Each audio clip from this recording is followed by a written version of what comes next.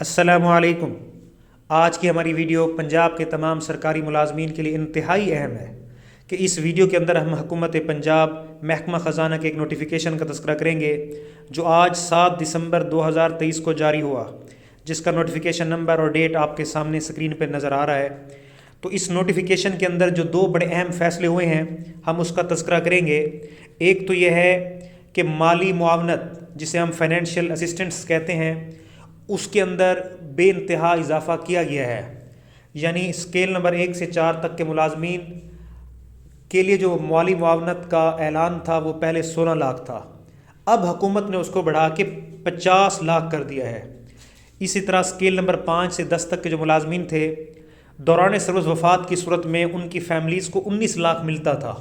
لیکن 21 نومبر 2023 سے حکومت نے یہ بینیفٹ اب بڑھا دیا ہے، اب 19 لاکھ کے بجائے 75 لاکھ وہ وصول کریں گے۔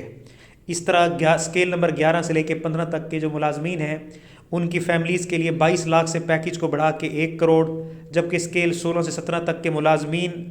کے لیے جو مالی معاونت کا ریٹ ہے وہ 25 لاکھ سے بڑھا کے 1.5 کروڑ کیا گیا ہے۔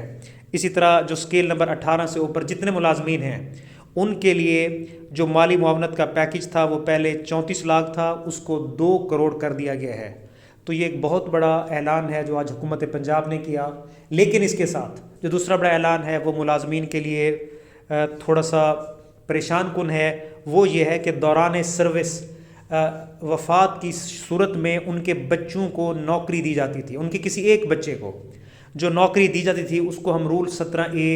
کے تحت اپوائنٹمنٹ کہتے تھے۔ تو آج حکومت نے رول 17A کو ڈسکنٹینیو کر دیا ہے کہ بھائی 21 نومبر 2023 کے بعد سے یہ رول 17A ڈسکنٹینیو تصور ہوگا، یعنی اب کوئی بھی سرکاری ملازم اگر دوران سروس فوت ہوتا ہے تو اس کی فیملی کو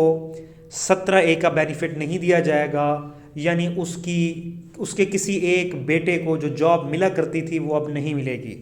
تو آج کے یہ دو بڑے اعلانات تھے جو حکومت پنجاب محکمہ خزانہ نے 7 دسمبر 2023 کے نوٹیفیکیشن کے اندر کیے ہیں۔ تو آج کی ہماری ویڈیو دیکھنے کا بہت شکریہ۔ ابھی تک جن لوگوں نے ہمارا یہ چینل سبسکرائب نہیں کیا تو اس چینل کو سبسکرائب بھی کر لیں، اور تاکہ ان کو آنے والی ہماری جو فردر ویڈیوز ہیں وہ ان تک پہنچتی رہیں۔ تھینکس۔